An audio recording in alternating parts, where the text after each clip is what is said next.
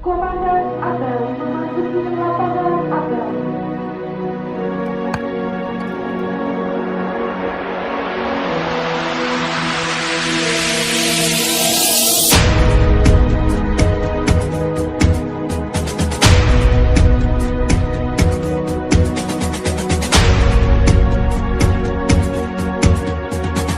Bupati Aceh Jaya selaku Inspektur Abel memasuki lapangan Abel.